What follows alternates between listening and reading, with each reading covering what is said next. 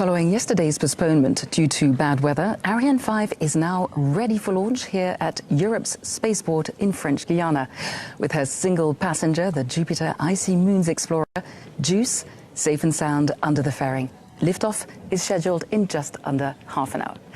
I'm right here in the aptly named Jupiter Mission Control Room. This is the nerve center of today's mission, and you can see here on the other side of this protective glass, which we call the fishbowl here in Kourou, you can see the teams working hard on the last preparations towards today's mission. Opposite me here, we have the partners, VIPs and guests all comfortably seated and waiting for liftoff. And with me right here for an update, we have Stéphane Israël, CEO of Arianespace. Welcome, Stéphane. Good morning, Liz. Thank you very much. So we're back here together. So can you first of all maybe tell me, 24-hour delay, what was the reason for this delay yesterday? So very simple. The launcher was ready, JUICE was ready, the launch was ready, but the weather was not with us. You know, we have to monitor two risks, high altitude winds, and it was okay, but risk of lightning yesterday was a real risk with the cloud to monitor, and so we have made the decision not to lift off yesterday. But of course, as we always say, better be safe than sorry. JUICE can absolutely afford to wait another day under the fairing, not a problem. Yes, for sure, because you know that once we will have done our job after 27 minutes and once we will have orbited JUICE on an escape orbit, then it will be the start of an 8-year journey. So one day is nothing as compared to what we have ahead of us. We will monitor the weather now in the final minutes. The teams have worked all night. All is red up to now, so we are now... All is green up to now, sorry. And we can see it on the status board, and we get some clapping here from the crowd. It's a part of emotion for such an important mission. It's going to bring us very good luck. Yes, absolutely. All is green. And so at 9:14, we will lift off. At 9:14, we'll lift off. Thank you so much, Stéphane, and fingers crossed, good luck for today. And we'll see you later. Thank you so much, Stéphane. And Stéphane is getting a round of applause in here in Jupiter. Of course, an emotion which is easy to understand, obviously, considering the conditions of yesterday's delay. But everything is fine, safe and sound under the fairing, as we said. So, as the teams working here in Jupiter Control, more than 7,000 kilometers away over the Atlantic at ESA's Mission Control Center in Darmstadt, Germany, we have the teams there who will take over control of the aircraft once it separates from the mothership. And we're going to go straight over and speak to them and hear how things are looking over there in Darmstadt. Over to you, Matt.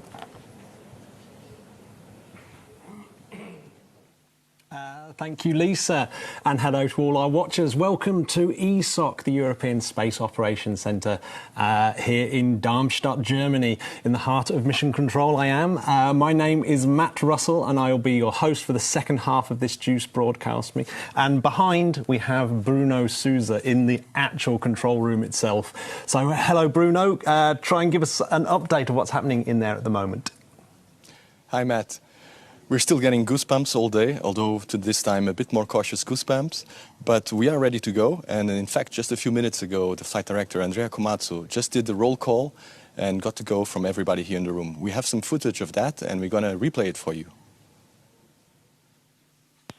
To all stations, this is OD on the briefing loop for the roll call. Please reply on my call with your call sign and your status, go, no, go. OM. OM. Go. Some go. Data handling. And data handling go. AOCS. AOCS go. Platform. Platform go. Flight dynamics. Flight dynamics go. Project rep. Project rep go. Project support. Project support go. Softcode. Softcode go. Software support. Software support go. S-Track. S-Track go. Scheduling. Scheduling go. Thanks. This completes the roll call for the JUICE mission. We are go for launch. So as you just saw, we are fully ready to go. We're just waiting for that rocket to get off the launch pad. Thanks so much, Bruno. Well, we're running out of time here, so we're back over to you, Lisa, in Kourou, and massive good luck to you. Thank you from the teams in Darmstadt. And hey, the pressure's on. They said all we're waiting for is that rocket to take off. Well, they've told us they're ready. The rocket is ready, but we want to know about JUICE. And we have Mihaela Barbu from ESA who's here to tell us all about it. Mihaela. How ready is Juice? Good morning. Juice is actually ready and excited to start this journey. As we speak, my colleagues are closely monitoring the satellite. So yesterday, after the launch postponement, the satellite was switched off. And slowly in the day, around 7:14 p.m., it has been turned on to start the countdown procedure. They are very close to us, a few kilometers away in LBC control room, and everyone is hoping for good weather specs. Fantastic. So we have a bit of time to chat about this. So your job is schedule controller. Does that mean that you're in charge of making sure all goes to plan? It's part of my responsibility, but when it comes to scheduling, it's never one single person's job. It's actually a team exercise because planning means working coherently as a team. And us, the JUICE project team, we are quite schedule-oriented. We have a strong planning mindset. And even if you have the most perfect plan, you always have risk, you have uncertainty. And we saw that yesterday. So imagine if you take a step back, us in JUICE, we had to run our AIT campaign through a pandemic. And if you think of the industrial consortium, more than 2,000 people worked on this program, 23 countries, 18 institutions, 83 companies, then you understand the complexity of project management that my colleagues and I have been performed on this mission. And done a fantastic job so far. So this is a personal journey for you. It's 8 years, your entire professional life, because you're just a baby. So tell us how you're feeling today. I'm very excited, and yes, JUICE is my entire career in ESA. And yesterday, as the project team, we received so much positive energy from home, from our science project. Thank you so much for your wishes. Everyone in STEC, we saw you how many were there. Thank you for your support. ESOC, ESAC, the people on the spaceport, we managed to see our extended JUICE family, our instrument colleagues, and we spoke with them. So they gave us all the energy to go through the night and to keep JUICE ready for the launch today.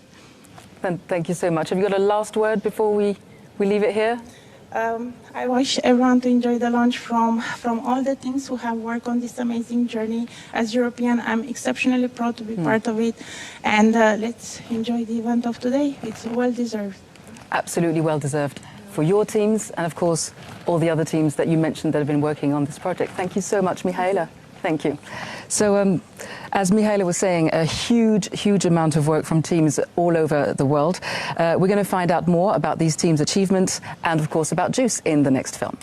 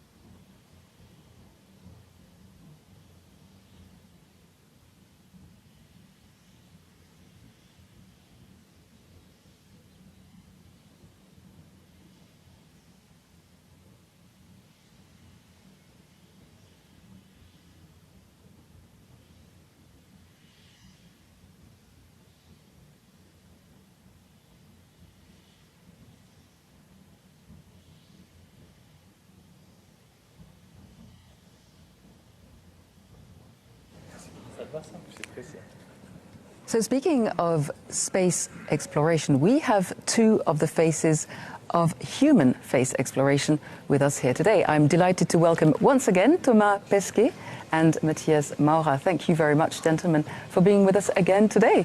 It's a pleasure. So we're seeing JUICE go up into space with these outstanding instruments. What is it about sending this kind of instrument, going out to space yourselves, that helps us back here on Earth? First question to you. Yeah, I think space exploration really in space ticks all the boxes. You've got all the short-term benefits, the things that we all use, that we all have in our smartphones, the navigation, the weather report. And then you have the more medium-term, I would say, applications. The reason we know today about climate change, the reason we're in position to fight climate change is thanks to all the missions we send around the Earth and observing the Earth. So that's kind of the more medium terms. Space agencies are the champions of fighting against climate change. And then you have the longer term, the far-reaching benefits for the future. And that's the research and the exploration we're doing, the research on board the space station, building better materials, better medicine, better treatments. And it all diffuses in society on Earth and it's going to make the progress, go up one step at a time. And then those missions going far out into the solar system, it's really to look at ourselves, our place in the universe, how do planets form, where do we come from, where are we going? Those are very important questions, and those are the type of questions that we're trying to solve with those missions. Fantastic. Well, we're talking about JUICE today that's about to lift off and go on its mission, a long, long journey. But what about human space exploration? What are the next destinations? Oh, I think the next destination is very much the moon. I mean, the next big thing in space exploration, human space exploration, is the Artemis program. ESA has a big part to play in the Artemis program. We're providing the European service module to the Orion capsule. And that means one day we'll see European astronauts around the moon, on the moon. And so to prepare for this, we also have our robotic moon exploration. And then what we'll learn on the moon will put us in a position one day to go to Mars. And Mars is the twin sister of the Earth. That's where we learn a lot on ourselves. It had similar conditions. It has lost its atmosphere. Liquid water also has disappeared. Can it happen to us? Those are important questions. And that's why we'll go to Mars first with our probes, with our orbiters, and then one day with human exploration to Mars. That's the big prize money, the big goal, the big step. Fantastic. Wow. It makes you dream. But of course, what I would like to know from you, Matthias, is are you guys getting ready to take part in these adventures? Yes, so Thomas and I, we already flew to low Earth orbit and flying to the moon. We need to learn more because on the moon you need geologists. So we need to go out in the field and learn how to talk with the geologist, how to be the hands and the eyes of the geologist once we're on the surface of the moon. And ESA already started this training for European astronauts some years ago. And so we see continuously European astronauts going out into the field, learning all these skills.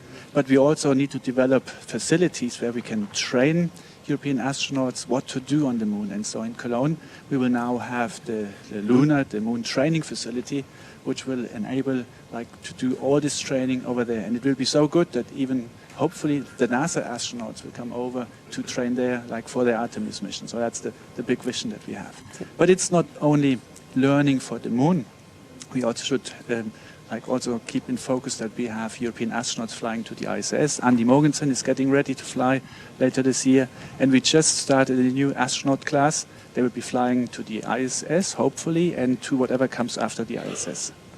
So do you imagine yourself taking off from here from the European spaceport here in French Guiana one day, Matthias? Yes, we are currently in times that are really like a revolution in space.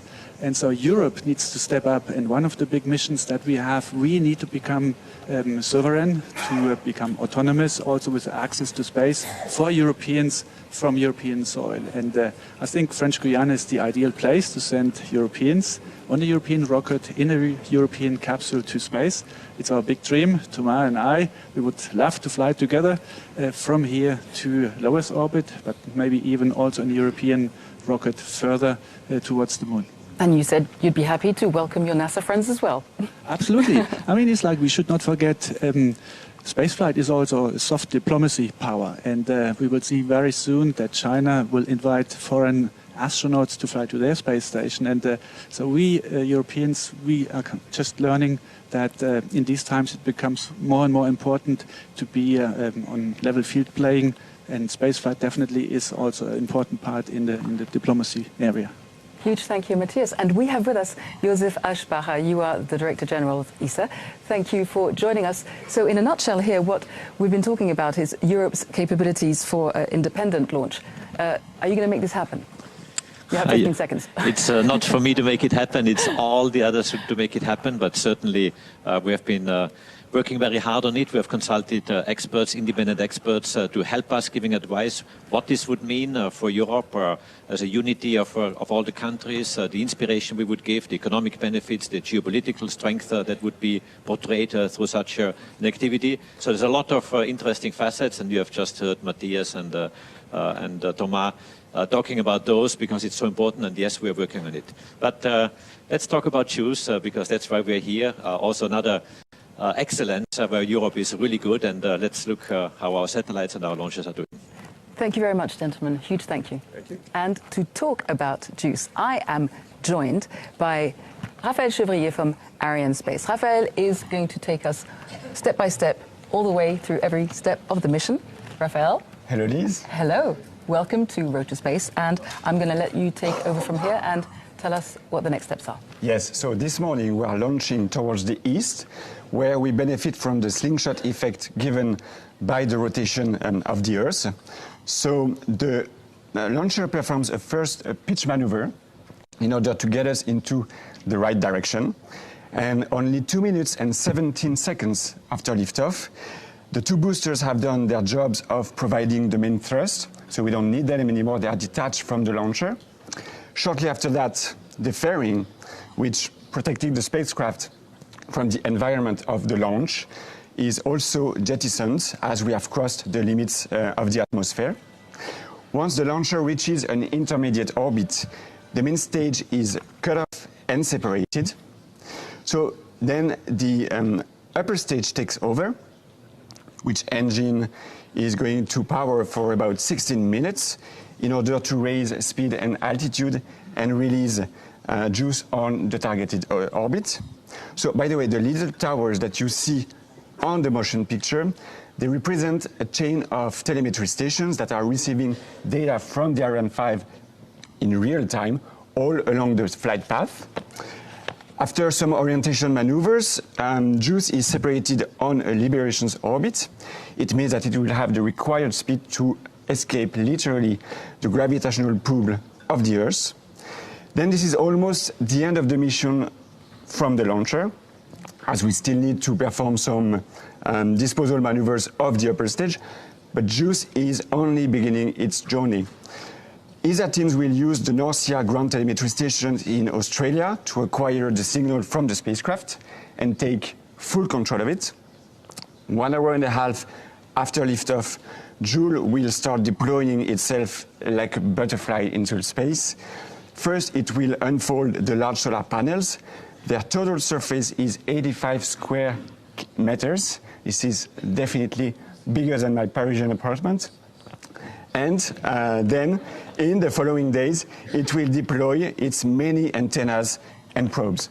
So the animation here doesn't depict the increasing altitude that JUICE is going to get, getting farther and farther from Earth on its way to its 8-year journey to Jupiter.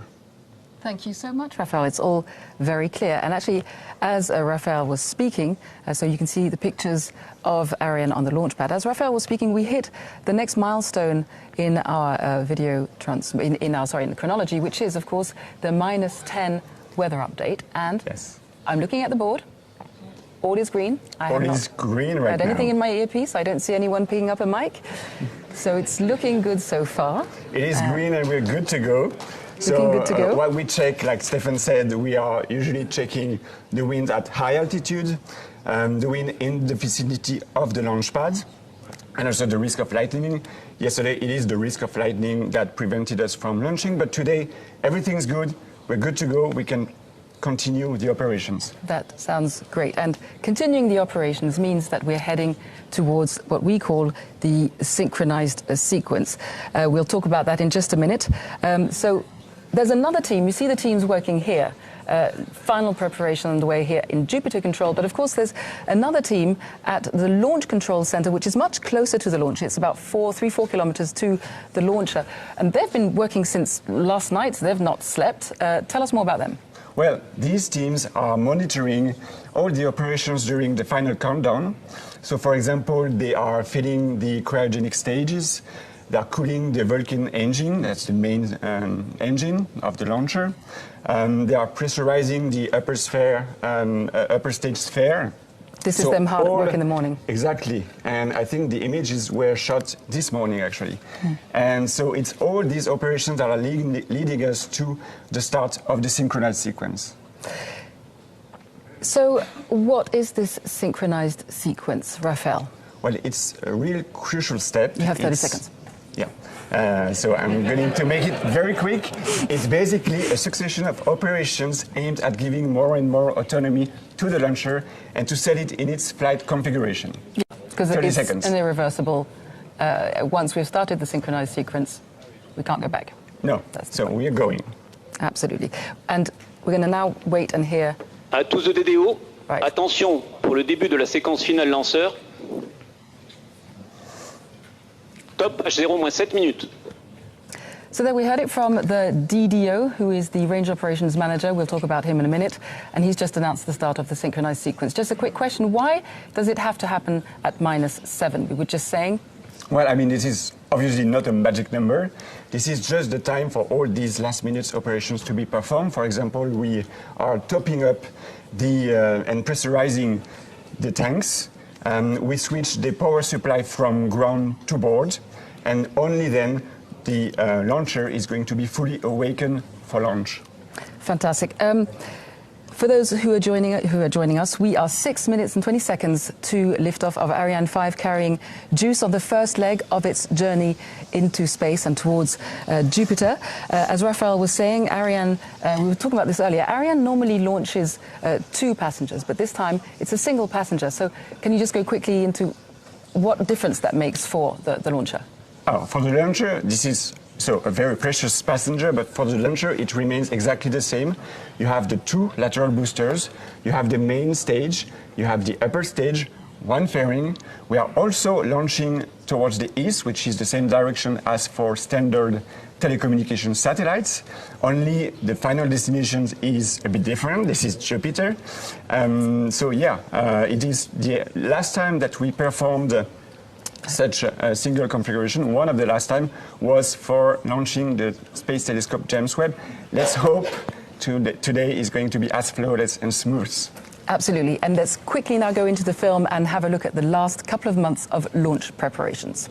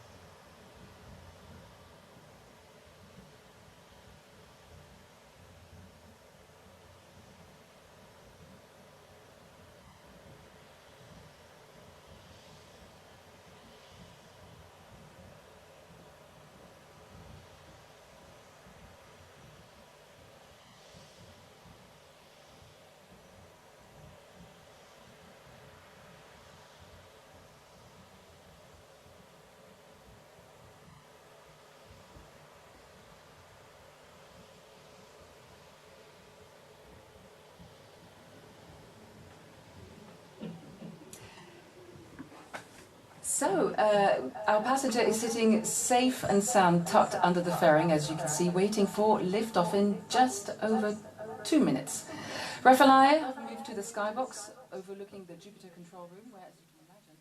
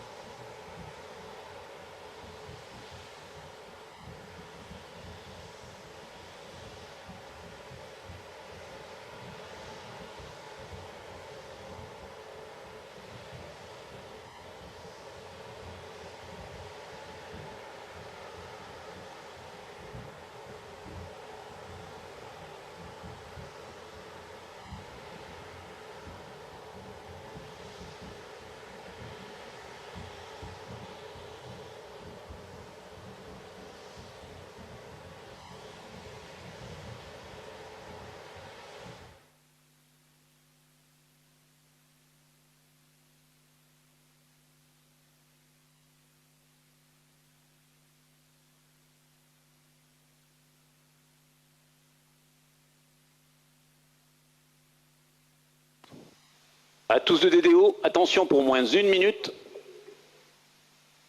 Top, H0, moins 1 minute.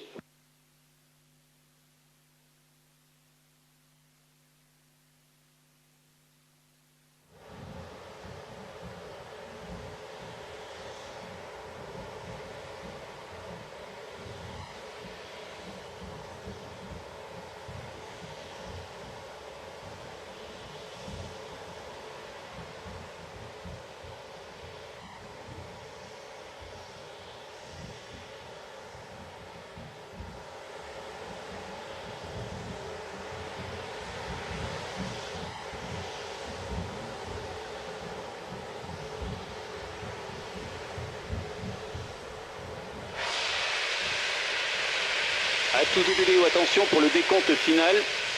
10, 9, 8, 7, 6, 5, 4, 3, 2, 1, top.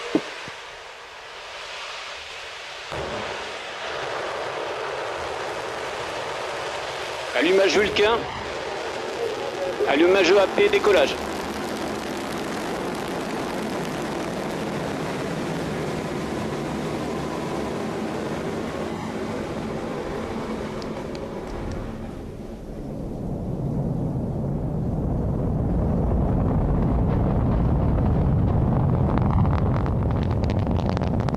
La propulsion est nominale.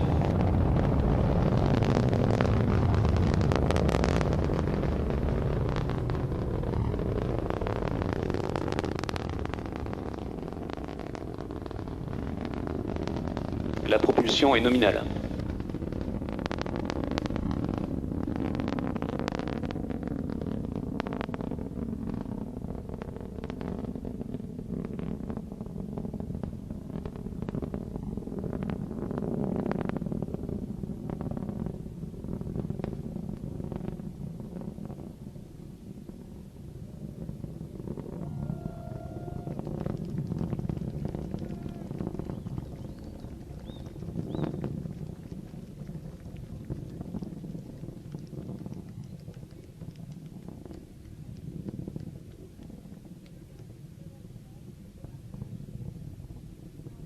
La trajectoire est nominale, tous les paramètres bord sont nominaux.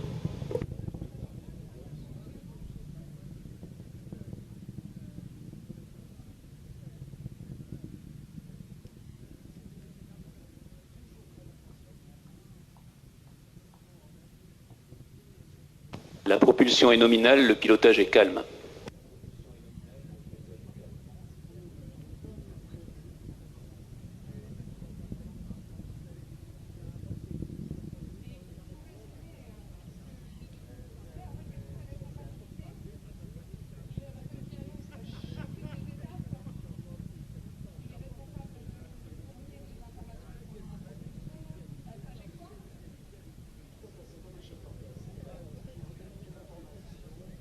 Séparation des EAP.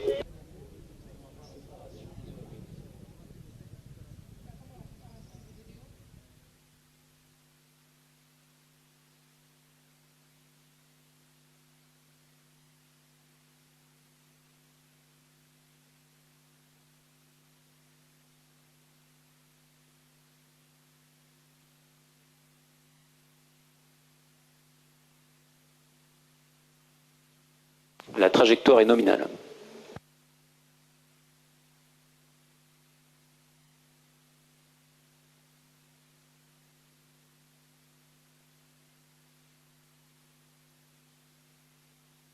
Tous les paramètres bord sont nominaux.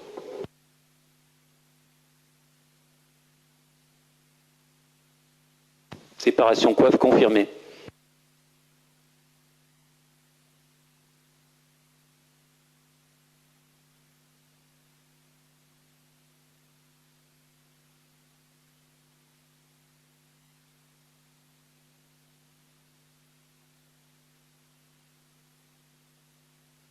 La propulsion est nominale.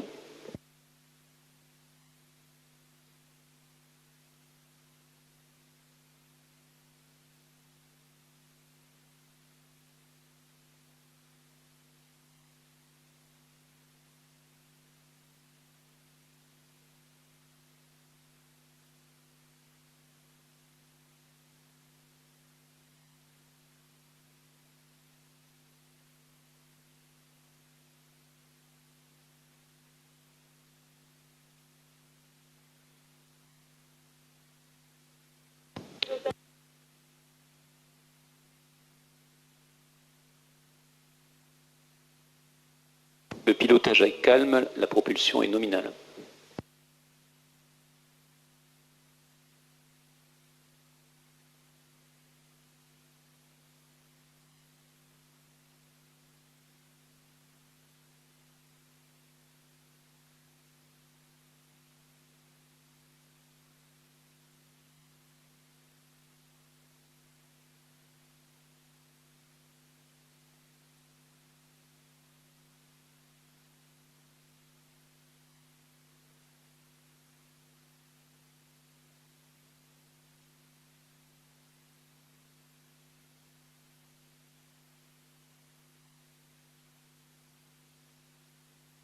La propulsion est nominale, le pilotage est calme.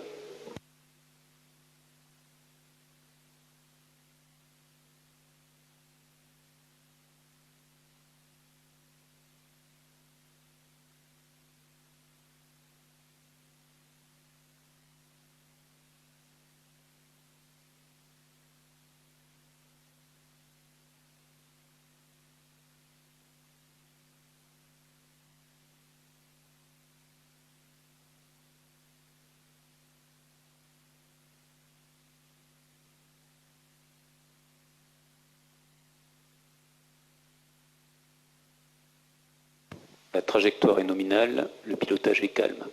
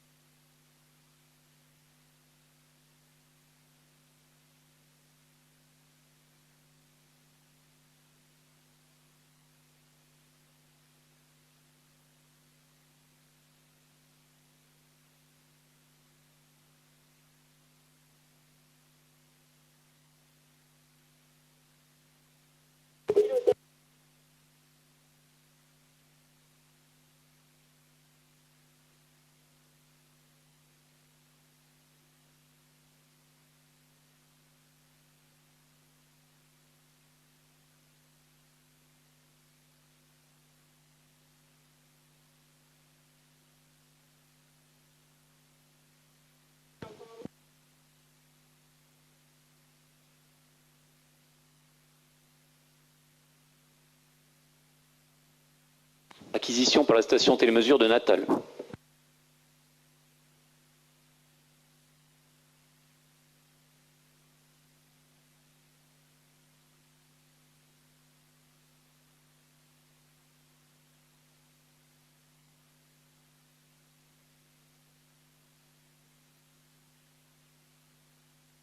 La trajectoire est nominale, tous les paramètres bord sont normaux.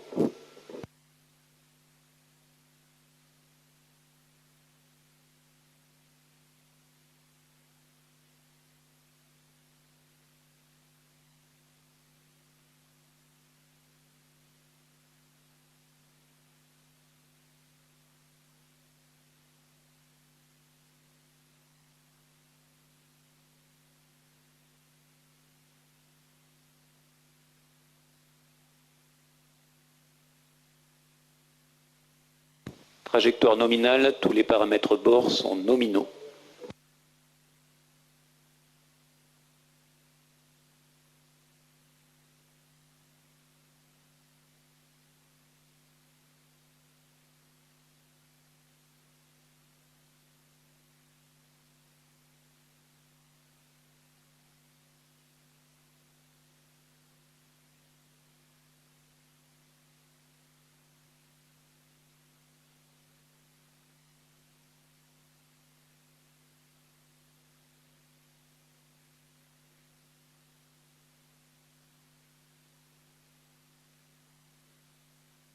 Trajectoire nominale, tous paramètres nominaux.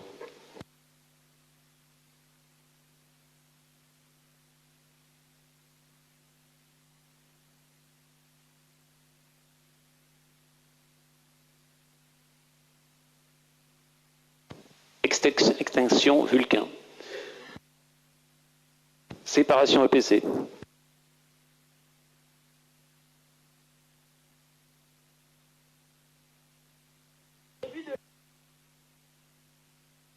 Allumage ESC confirmé.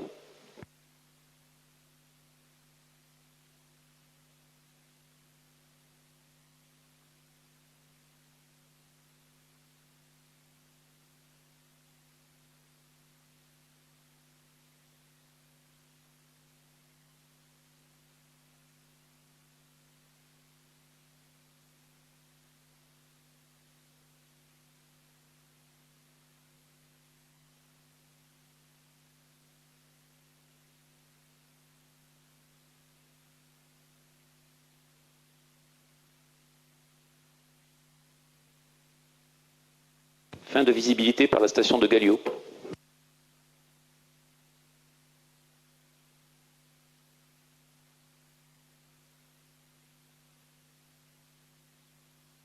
Le pilotage est calme.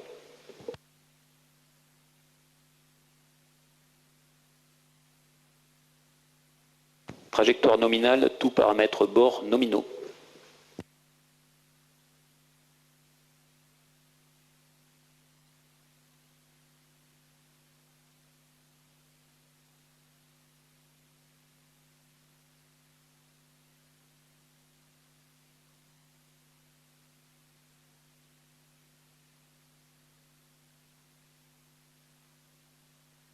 La propulsion est nominale.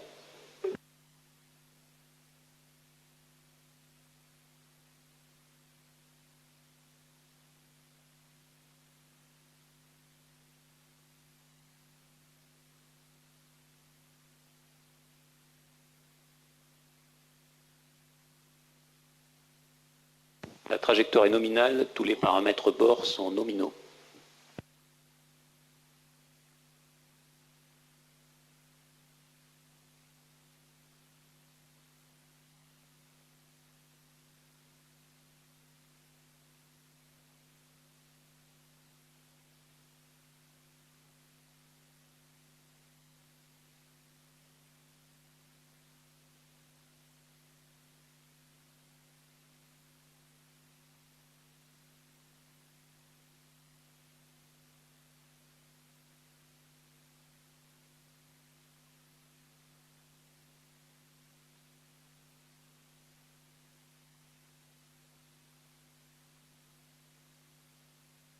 La trajectoire est nominale, tous les paramètres bord sont nominaux.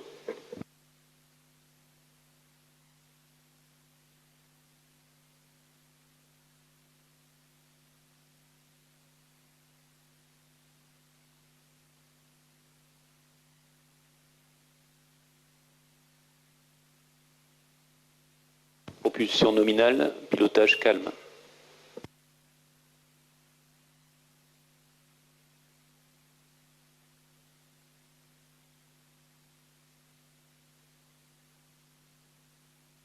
La trajectoire est nominale, tous les paramètres à bord sont nominaux.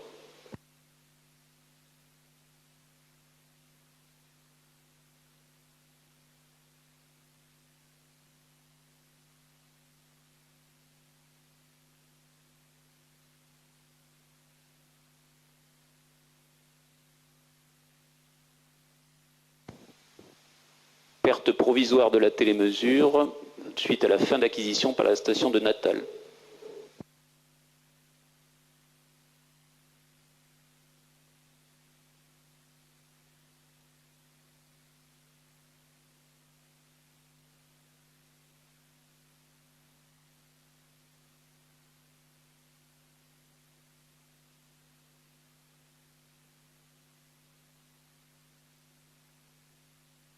Acquisition de la télémesure par la station d'Ascension.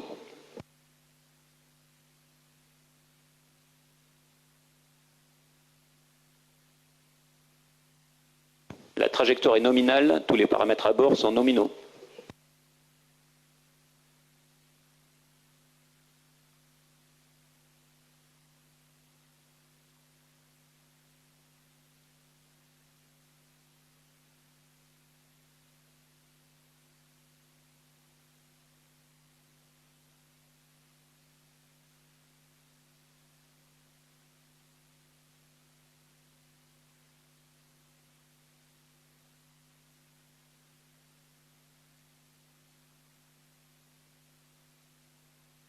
La trajectoire est nominale, tous les paramètres bord sont nominaux.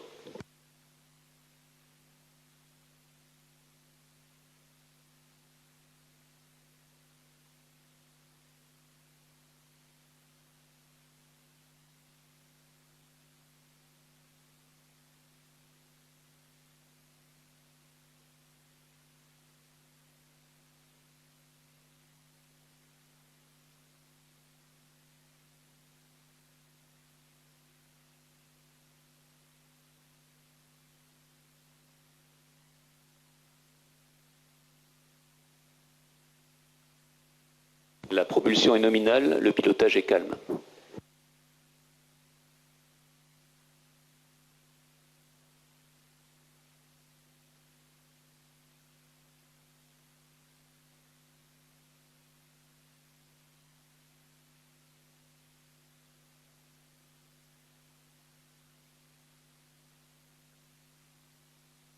La trajectoire est nominale.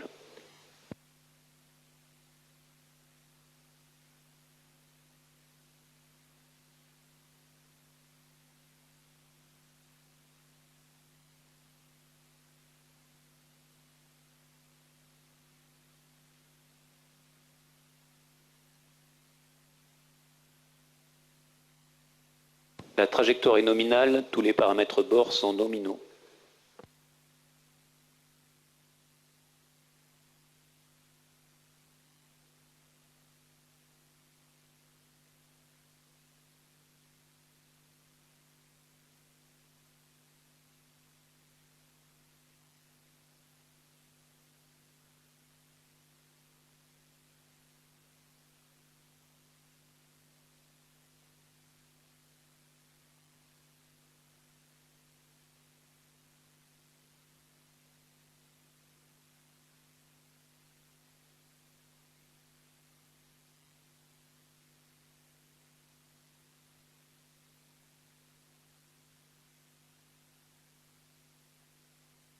La trajectoire est nominale, tous les paramètres bord sont nominaux.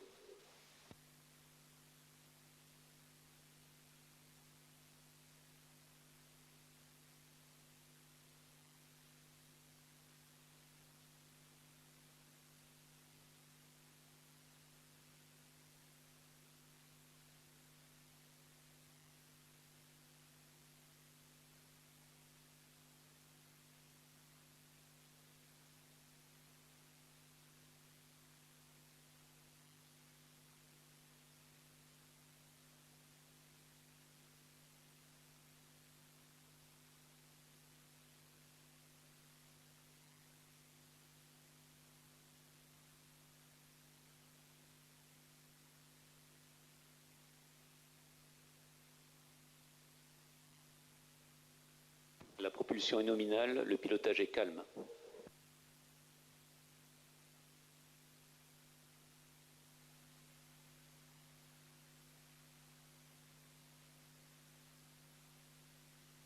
Tous les paramètres bord sont nominaux.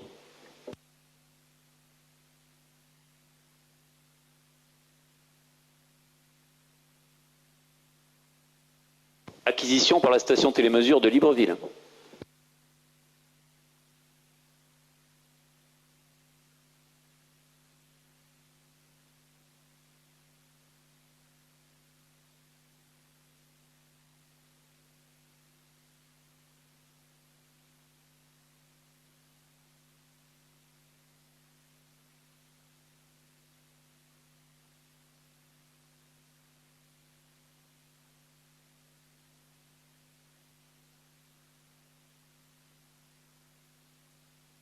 tous les paramètres bord sont nominaux.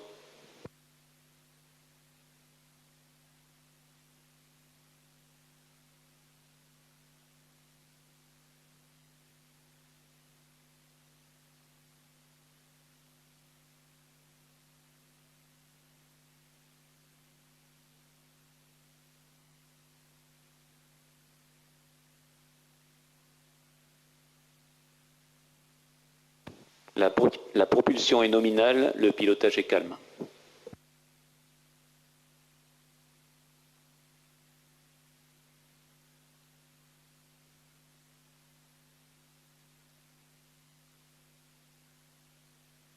La trajectoire est nominale, tous les paramètres bord sont nominaux.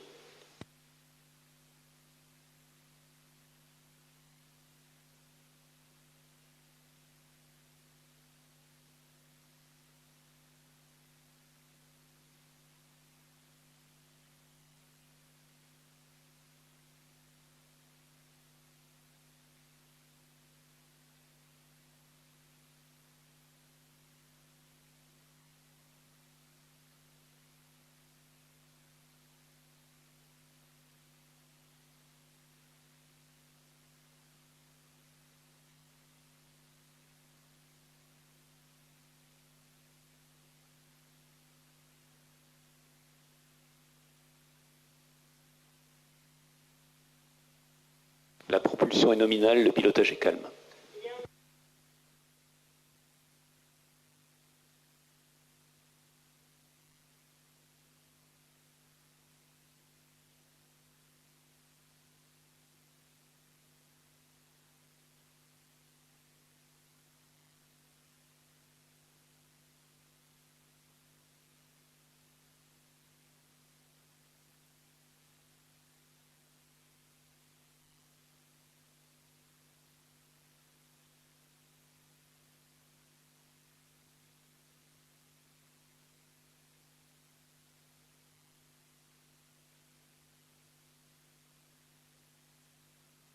La propulsion est nominale, le pilotage est calme.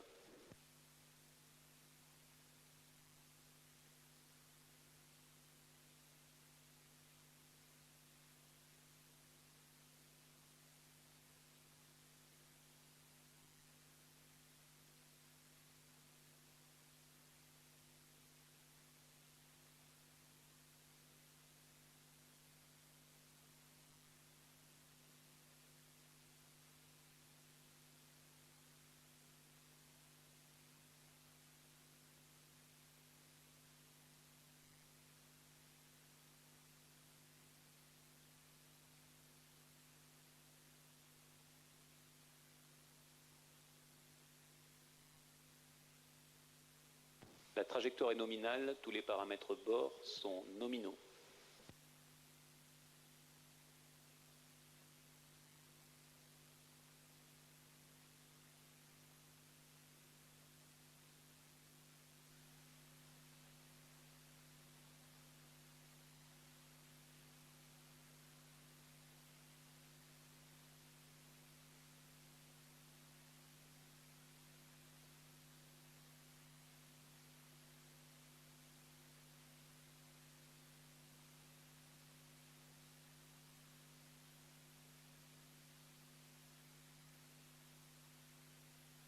Acquisition par la station télémesure de Malindi.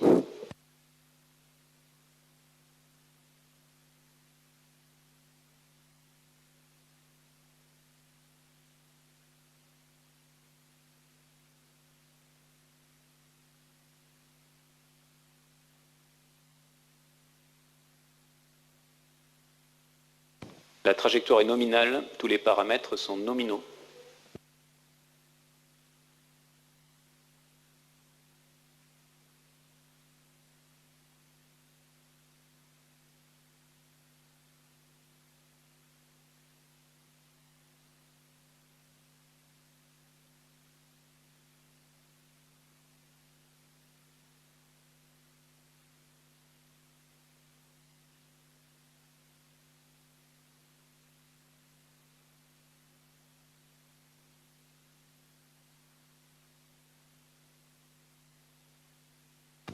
Le pilotage est calme, la manœuvre en roulis se poursuit de manière nominale.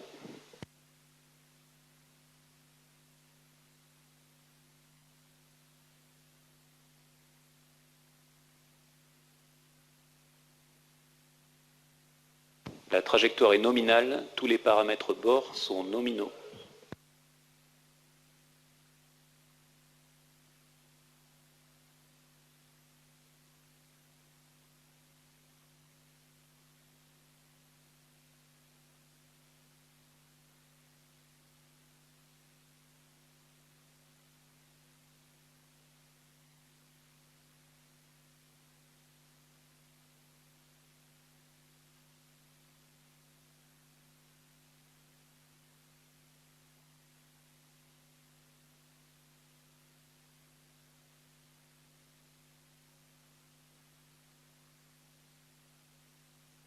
La propulsion est nominale, le pilotage est calme.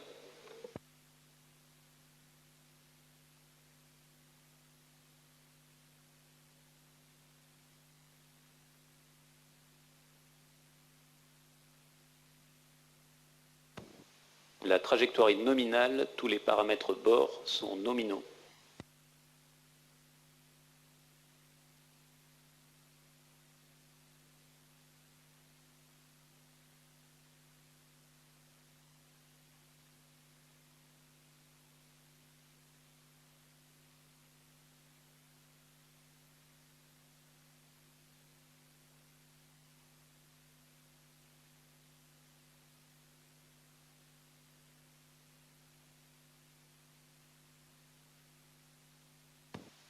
La propulsion est nominale, le pilotage est calme.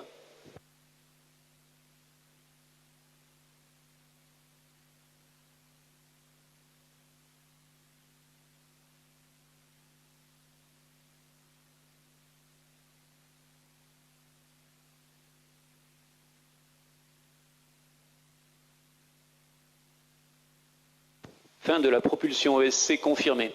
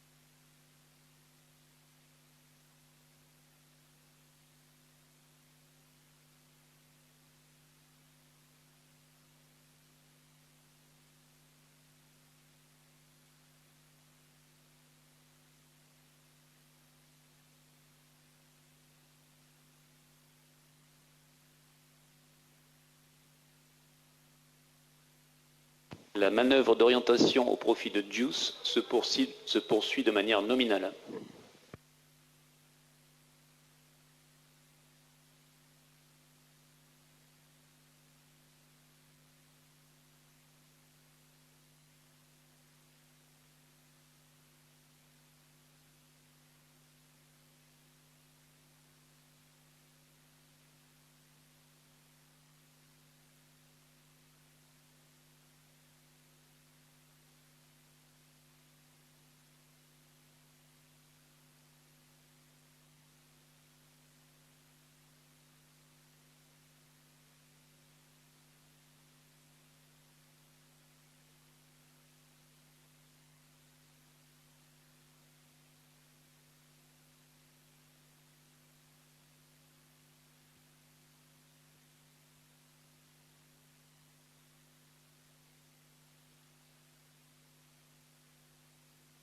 Séparation JUICE confirmée.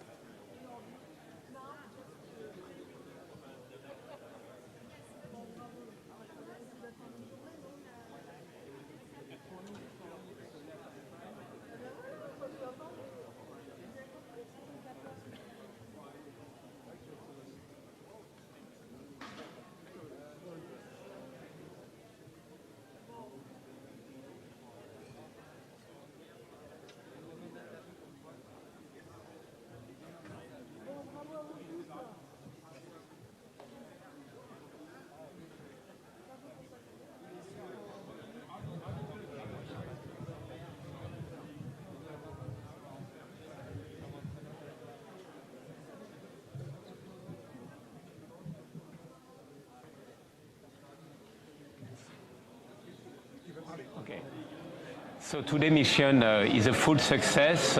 Team Europe has perfectly delivered. I really want to pay our tribute to all the teams who have made this success possible. Arianespace and Ariane Group team for sure, all the supply chain, ESA, our customer, and Airbus Defence and Space, who is the juice manufacturer. It's really the success of Team Europe today, with the support as well for sure of CNES here on the spaceport and with the design authority of Ariane 5. It is absolutely perfect launch today, and it is now the start of a journey for JUICE, 8 years journey.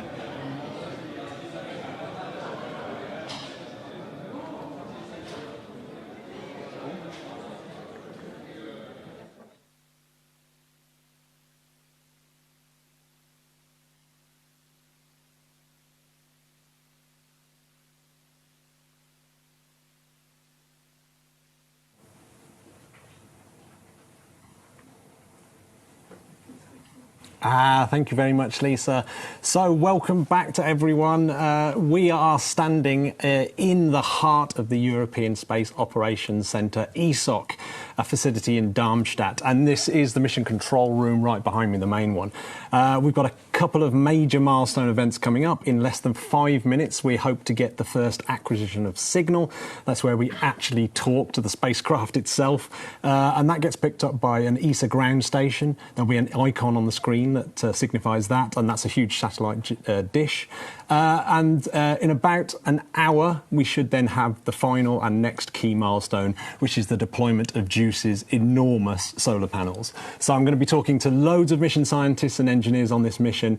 And if you're watching and have questions, then you can ask them. You can go onto social media and go to #AskESA, and we will pick them up, and I'll try and get those questions answered. I'm super lucky, and we're all really super excited as well. This has been an amazing day after yesterday's disappointment. For the next half hour, I've got Deputy Flight Director Bruno Souza, who's standing there in the heart of the operation. So, Bruno, how is it looking there in the nerve centre right now? Well, what a beautiful flight. What a beautiful flight from Ariane 5. Everybody's quite excited, but now starts the hard part. The next major critical milestone we have is called acquisition of signal. We will expect to hear from the spacecraft from our ground station at New Norcia in Australia. If you see behind me, there is a plot over there on the screen. If this was a hospital and the satellite was our patient, that would be the electrocardiogram. And what we want to see there is a nice, beautiful shape, should resemble the Himalayas with a Everest in the middle. That indicates the satellite is alive and healthy. If we only see the Kilimanjaro, we'll have some work to do. If we don't see anything at all, we'll just have to be patient and wait for it to come. It will come for sure. So now starts the hard part. The teams will start working. Pay attention to the acquisition of signal coming up at any minute. So much has happened already. As you can see on the bottom of your screen, with 4 icons representing major milestones in the launch today. We've made it through the first 2, which is unbelievably exciting. Launch and separation of JUICE. Well done to those teams. The next one you can see is the ground station, big satellite dish, which is our acquisition of signal icon, and the solar array deployment icon is that final one. As you can see, I've got a new guest here, the first of our guests, Angela Dietz. So I've been watching you working in the control room, so you've come off a night shift, is that right? Not yet. We started at 6 o'clock in the morning. That's okay. A night shift. That's a night shift exactly. as far as I'm concerned. It's the second time we did it, and everything worked well. And yes, we launched. It's amazing. And in about a minute, we actually might see the acquisition of signal already. So it might be already coming up now. It's not guaranteed. There could be also delays if the spacecraft has a certain spin from the separation from the launcher. In fact, we've got this little picture here. What sort of thing are we expecting to see?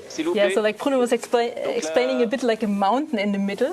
So this is the frequency band the ground station is listening to. So it's pointed at JUICE, where JUICE is supposed to be, and the communication system on the spacecraft was already started, so it's already transmitting data. But here we wait for the spacecraft actually to come over the horizon, so to arrive, to be seen from the ground station. So have we got a small window where we can see this, or how big's the window where we can actually see this acquisition signal? First time would be actually now, but it could be delayed up to 40 minutes. So really depends how the spacecraft is moving. If it's a little bit tumbling, the spacecraft will first do an acquisition and stabilize the attitude. Okay, right. We're just coming up to this acquisition window, so I'm going to go over to Bruno in the control room and see if we can see what's happening. We just have to be patient. The signal is not there yet. At any moment now, it will appear. Actually, I will not bother you describing it too much. Just stay with me and watch that signal until it pops up with the signal of our spacecraft.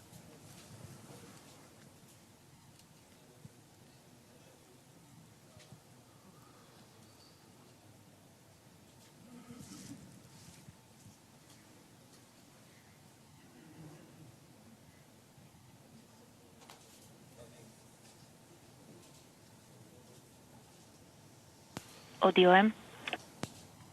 OMOD. Quick brief from New Norcia. They see the downlink signal from Ariane. Copy. So it's about seconds or minutes that we will see JUICE.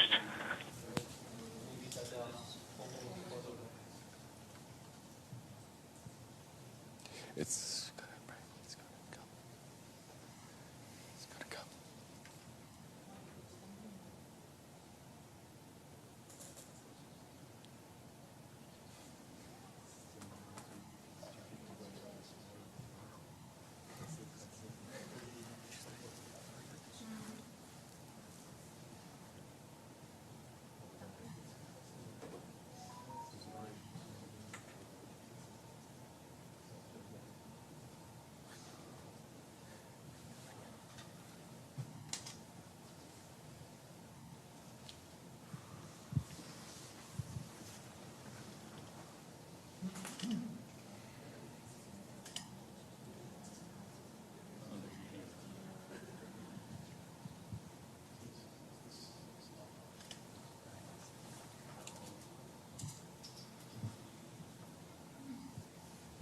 Copy that.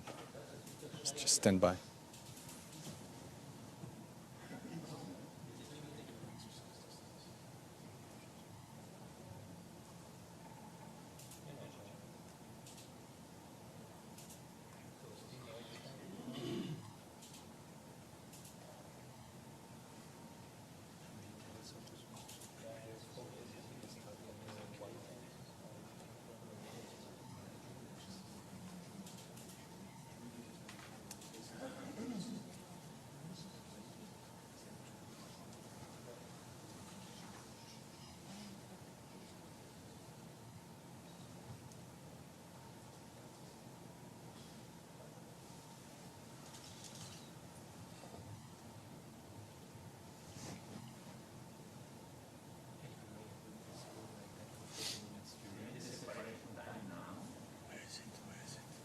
Got it.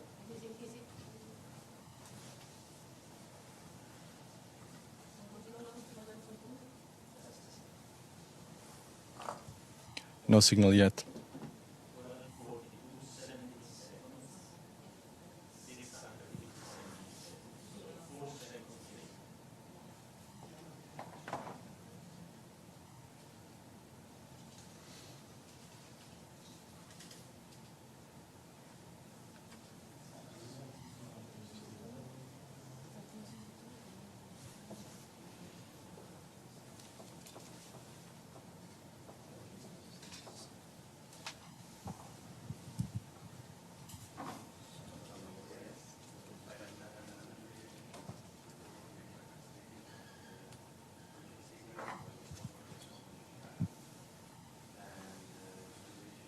La dernière manœuvre d'orientation de l'étage supérieur se poursuit de manière nominale.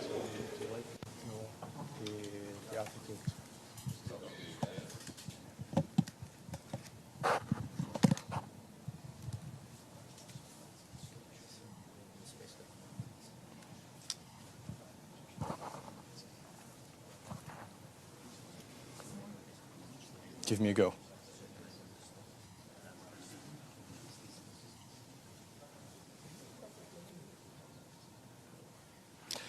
We still don't have acquisition of signal at this point.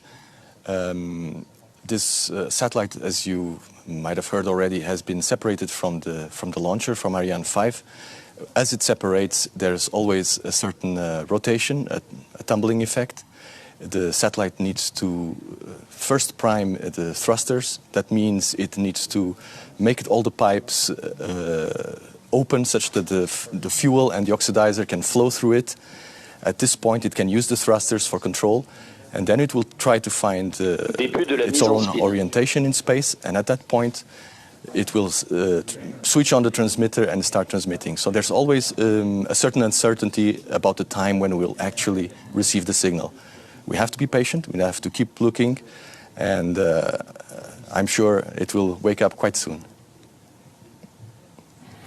So thanks very much, Bruno. So Angela, what does it mean? What does this actually mean? How long do we have to kind of try and get this signal acquired? And you know, where are we? What's your feelings right now? For me, this is still nominal, yeah, yep. Still quite nominal. So this is really what we said, like 51, that the spacecraft comes over the horizon of the antenna, so could be seen from the antenna, but that doesn't mean that the spacecraft is already in a state to really transmit. It's what Bruno was said, so it's really still finding, stabilizing the attitude.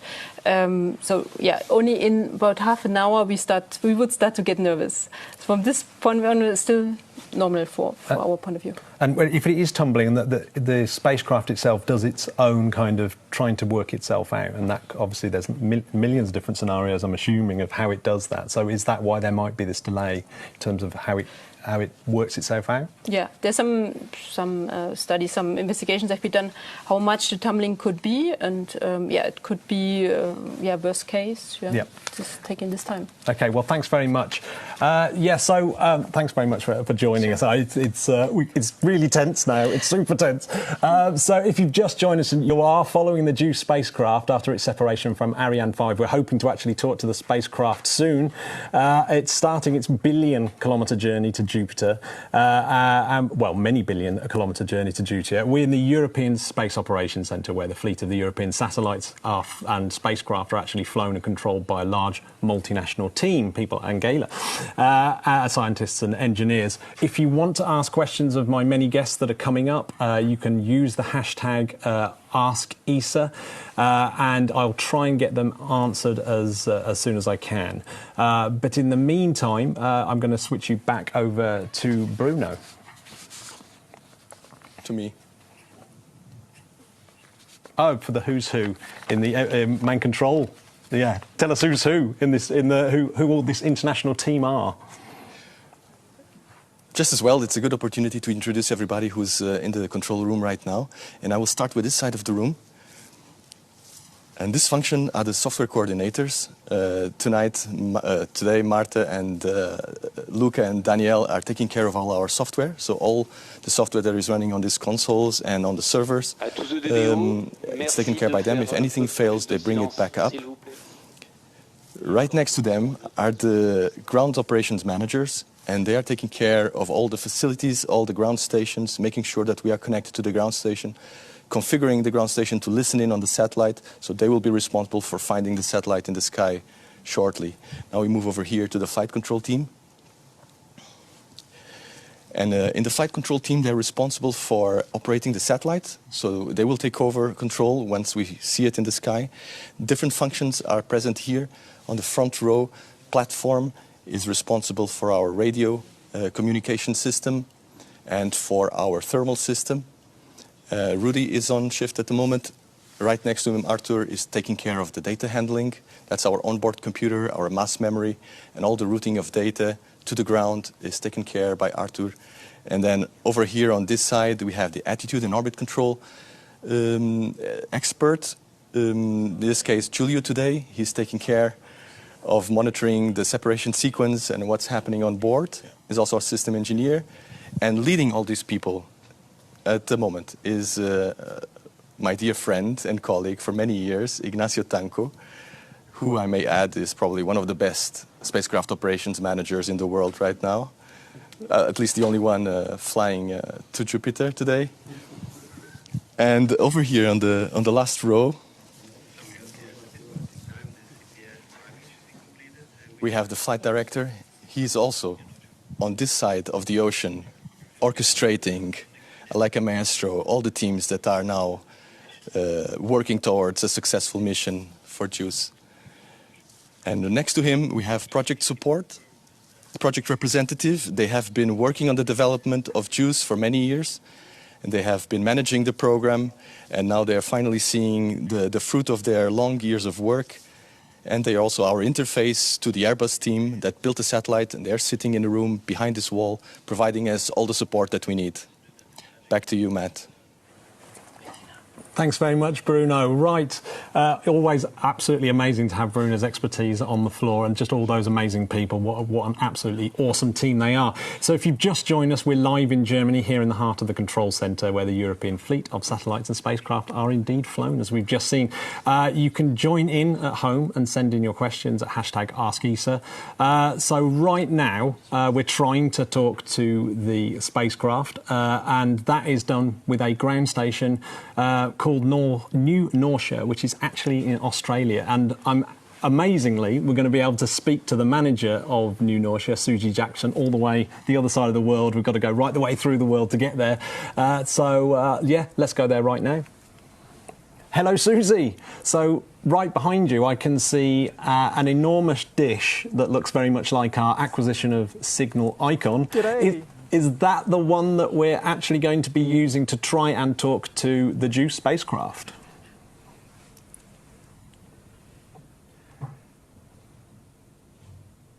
Yes, so this is New Norcia 1. This is our 35-metre main antenna here at New Norcia, and we're currently having a go at acquiring JUICE as we speak. As you can see, we're up a little ways away from the horizon already, so the spacecraft is up in the sky here. Conditions here are really good, really nominal, and we're waiting for the signal to come in from the spacecraft. So that does look like an enormous dish. Does that track it straight away, or is there another dish that sort of can move faster and get a hold of the spacecraft before this massive, enormous dish does?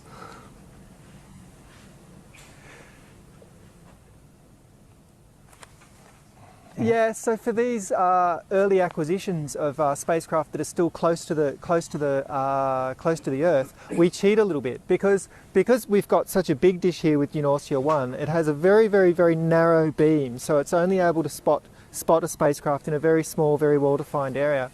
Because we aren't completely sure where JUICE is yet, there might be a little bit of variation in its trajectory, although I hear everything's nominal so far. We use a smaller antenna, which is up behind me on the hill, called New Norcia 2, and that's a 4.5 metre antenna, and it has a beam width that's close to 10 times as big, so it's about half a degree. So if JUICE is up there and it's transmitting to us, we'll see it. So as soon as JUICE gets its act together and gets its attitude stabilised and starts talking to us, we'll definitely hear that signal. Yeah, JUICE is keeping us all guessing at the moment. So how long can this dish actually track JUICE for? Is it for the whole day, or how does that work?